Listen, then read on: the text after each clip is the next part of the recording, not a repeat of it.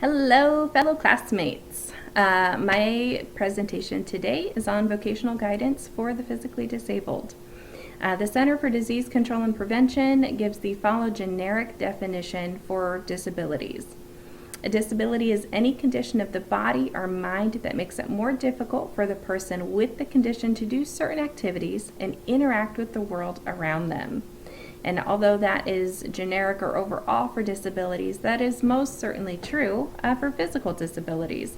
It is an impairment that gives limited activity or limited availability in order to participate, and therefore they are restricted. And in our context, that would mean from vocation or from their job.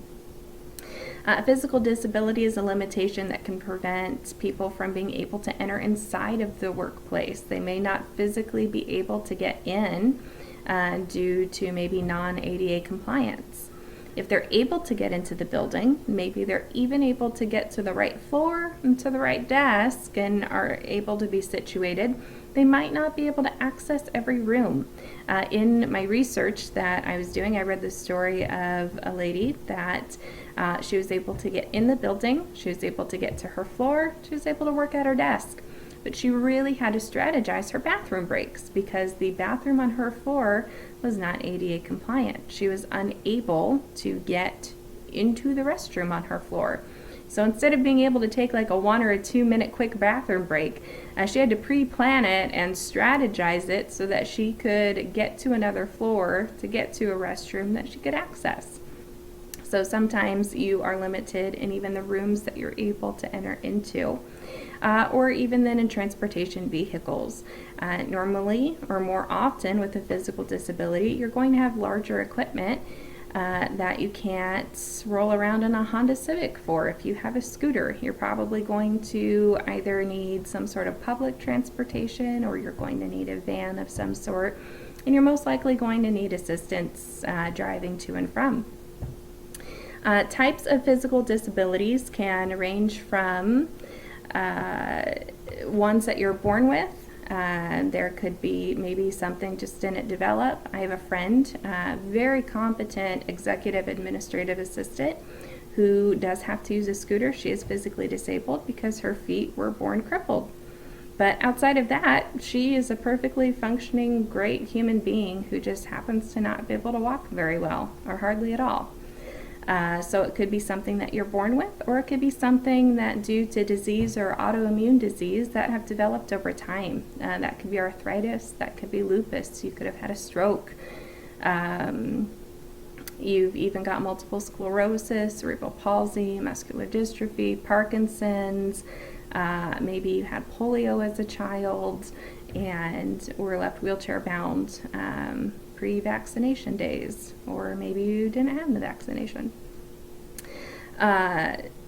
Percentage of those who have a physical disability currently in the United States are approximately 12%.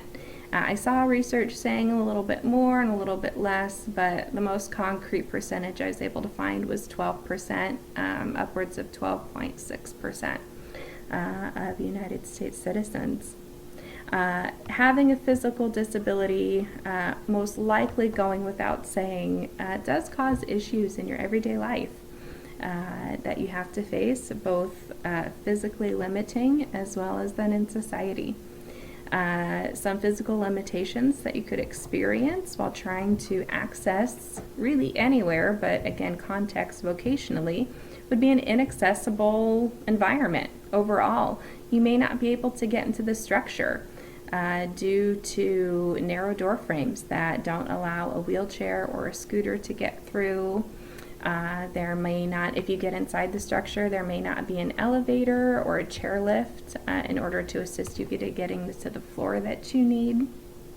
Or there may not be ramps. If you have a wheelchair or a scooter or even a walker, being able to get over the threshold of the door could suddenly become a really big deal. There also at the workplace may be a lack of assistive technology. You might need an adaptive chair. Having a ramp is great and having a wide enough door is great, but if you don't have electronic controlled doors, that could be a problem. If the door is really heavy and you're on a scooter and you're trying to maneuver opening the door And that could even be an unsafe environment. You could cause more physical disability. So it's best if you have at least the option for an electronically controlled door. Desks. If you have an employee in a wheelchair, most desks aren't actually going to work for that individual. Desks usually need to be a little bit wider and or a little bit higher in order to accommodate a person being able to actually get into and fit into their workspace. Or there may need to be technology that is changed out. They, depending on the use of arms or if there are missing appendages, you may need to get a different phone system, a different adaptive keyboard or a mouse. So those are things that people with physical disabilities encounter every single day, and we'll get into reasonable accommodations below. Another thing is lack of disadvantaged transportation. Again, you're probably going to need a bigger vehicle if you've got the more encompassing wheelchair or a scooter. Those on crutches or with canes are more able to get into normal sized transportation vehicles. Then you've also got the issue of distance. Do you live in a rural area? Do you live in the urban or in the city? City, you usually have a better chance of having and using public transportation. The further out you are from the city and from your job, the less likely you are going to have access to public transportation. Another thing, even in the city with public transportation, if your pickup stop is too far from your home or your drop-off stop from your work is too far, that could also be a problem. And summertime, it might be okay. You don't mind traveling the quarter of a mile or however far it is to your work or from your home to your pickup spot. But there's a good chance then in the wintertime with excessive rain, like in Portland, or snow, that might not be so doable. There's a lot of misunderstanding with disability overall, and even with physical disability. I've read that people with physical disabilities often get interpreted as also having intellectual disabilities, and that's so not the case. Simply because you may have difficulty walking, or a person may be missing an extremity, or whatever various disability there is, has absolutely no correlation, or may not have any correlation with their brain function. It just means that they can't get around as well, but they experience that. And because of that, there is discrimination. And so, especially in vocational and in the employment setting, a lot of discrimination happens where even if there's a job posting, an employer shouldn't be able to do it, but they still do it. All of a sudden you see someone who's disabled as a manager, and a lot of times they will just say, oh, we're not hiring anymore, the position's already been filled. I heard countless stories of people experiencing that, even up to within the last year. And you think, how can that happen in 2018? But it does. It happens all the time. It's a very marginalized people group that we don't necessarily think of. On top of that, not only do you have discrimination and you have wrong presuppositions, but then what if that person is already a minority? To say have a physical disability and to be African American. Well, now you're a minority with a disability. You are now a double minority. Say that you have a physical disability and you're an African American woman. You are now a triple minority.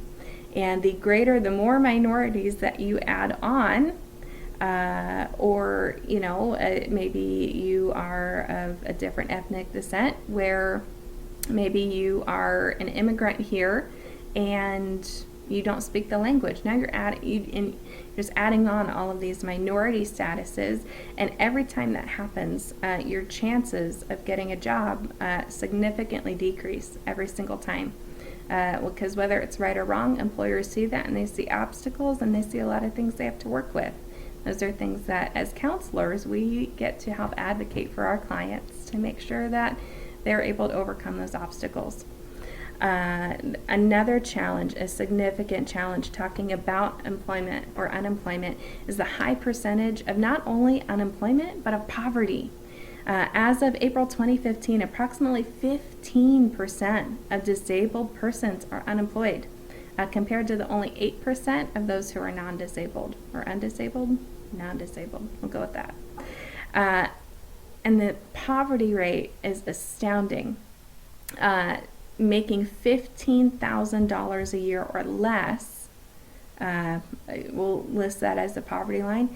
34% of disabled, physically disabled, and overall, I couldn't find research to exactly break it out, but 34% of disabled individuals make $15,000 a year annually or less. And maybe some places in the United States you can live off of that. I think in Ohio, I'm from Ohio, I think you would have a not good life, but you could make it happen. But where any of us live, whether you're talking about the NorCal students or Portland, we can even like rent barely, like that one would even make rent every year, let alone thinking about the overcompensating that someone with a physical disability, their body does.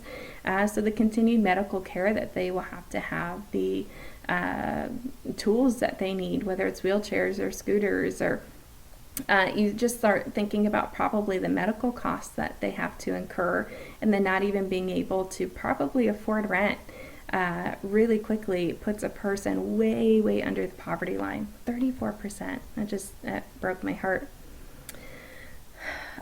So looking for my area, so I researched programs in the Portland metro area that we have available to disabled and physically disabled persons, and I was really encouraged. I had no idea that we had some really well-functioning programs, which is like really exciting.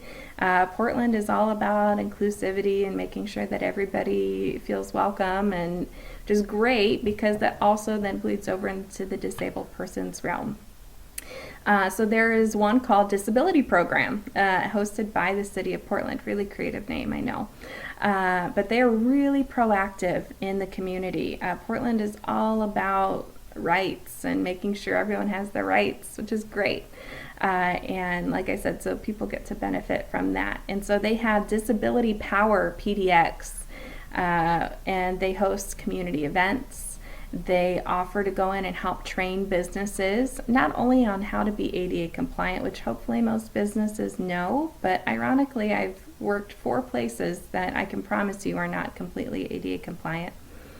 But also in how to incorporate a person with a disability into their workspace, and making sure that they feel comfortable, making sure that they're a part of the team. So doing a lot of work with local businesses. And then also calling for civic engagement. So they come together every year, they draft and legislature, work with city council to make sure that Portland is trying to be on top of it as they can be. And they put out a newsletter. I couldn't tell if it was monthly or bi-monthly. The month seems sporadic to me, but I'm sure there's a method to the madness. But so they're constantly putting out news articles, events, putting things together, creating community where both disabled persons and non-disabled persons can come together and work for rights. So I thought that was really neat. So with each of these programs, I listed the website underneath. And one thing to note about them that I thought was really, really cool is that for disabled persons, they've put together even an emergency preparedness and evacuation system, including a neighborhood emergency team. So if you are a disabled person, you can put your name on that list. And if there's ever a natural disaster where we need to, the city needs to evacuate, or certain neighborhoods do, we've actually got a plan and a structure in place. That was so encouraging to me, something I never thought about.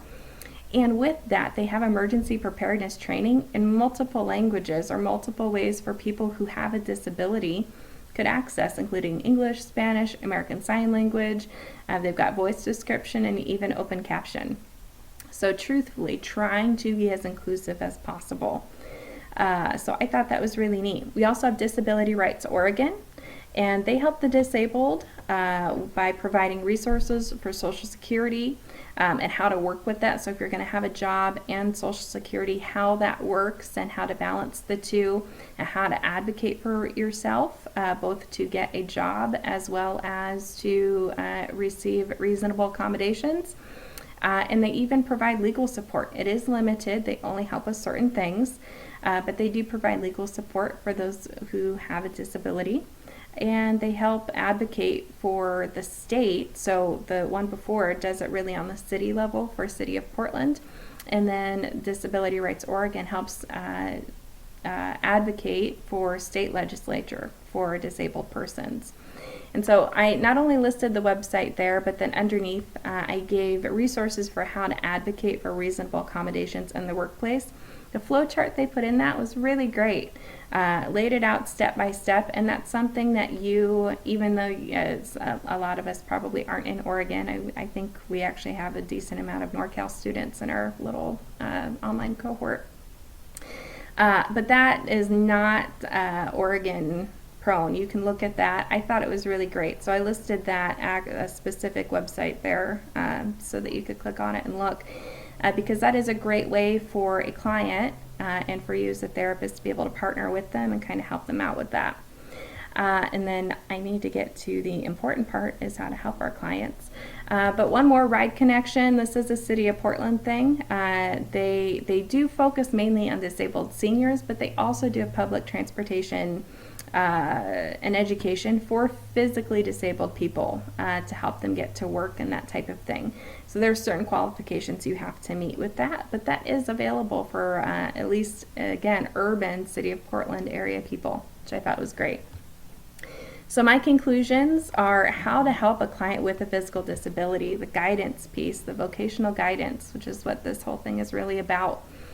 And so with that, my first recommendation is that we need to obtain a concrete understanding of what their physical disability is. We need to know, as a therapist, it's really important to understand if somebody says they have multiple sclerosis, they have MS. I think there are times where we hear these terms and we're like, oh yeah, oh, they have MS. What does that mean? So that may require some additional time outside of your client hours, and maybe taking a few minutes and looking up, what does MS mean and how does that affect people? Learn if your client has experienced discrimination, whether it's educationally or vocationally due to their disability. And that's really key for the next couple of pieces. But, anytime you are looked down upon, that can create self-defeating thoughts, that creates hopelessness, that can create despair, and especially if they've tried to get a vocation or a job multiple times and they keep getting turned down, that is incredibly discouraging and can lead to a pretty grave situation, lead to a lot of depression. So it's really important to understand not only maybe that they want a job, but how many times have they tried and not been able to due to something that's really not their fault. And then also it's really important to grasp person first talk. And knowing any other sensitivities that the client may have. Person first talk is the same thing that we talk about. Instead of saying someone has bipolar disorder, we help the client understand, no, I'm Alicia and I have bipolar disorder.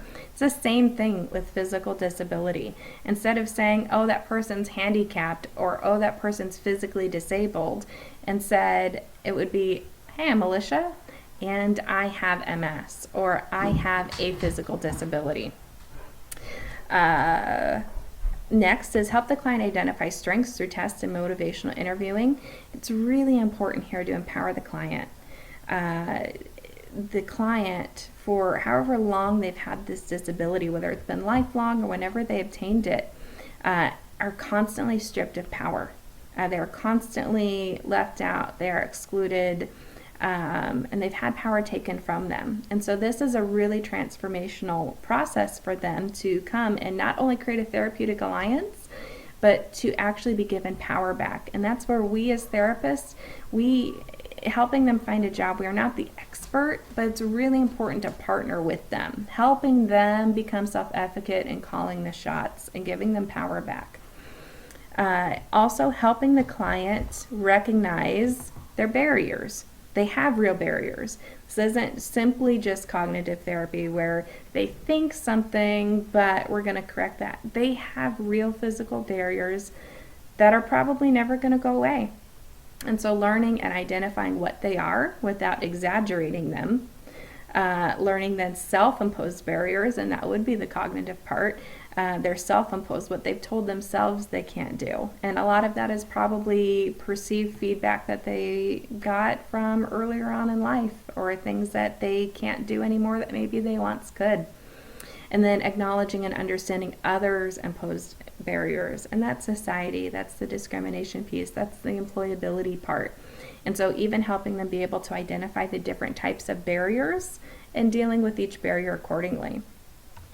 The rest of this, I think, is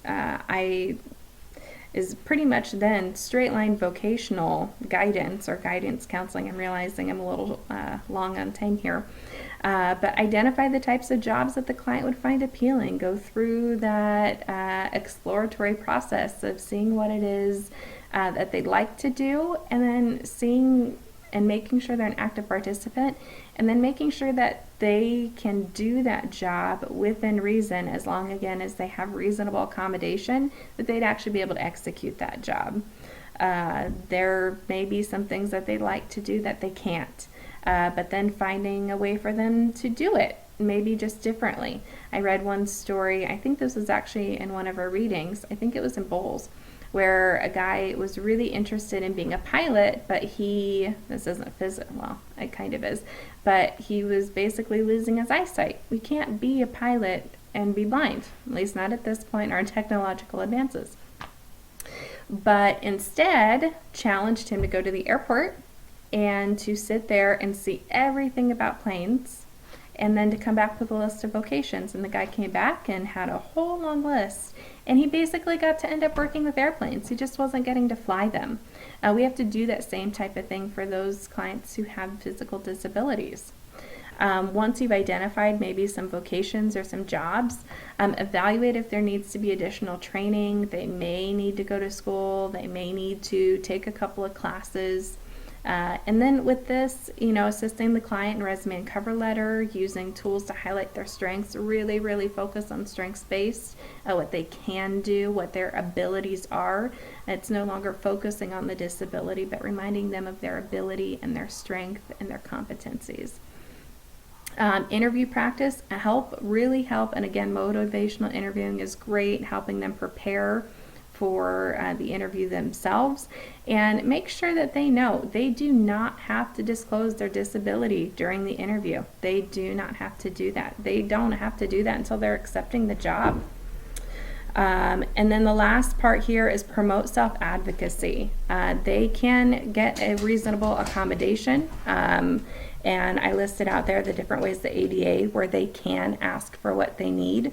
So whether they're trying to get a job or if they've just obtained one or they're in one, help them advocate for themselves. There is FMLA, Family and Medical Leave Act. So I know that last part was sped up and I've gone way over time, but I just wanted to make sure that we spent some time actually talking about how to vocationally guide people through. Thanks for listening, thanks for tuning in, and I hope you guys have a great day.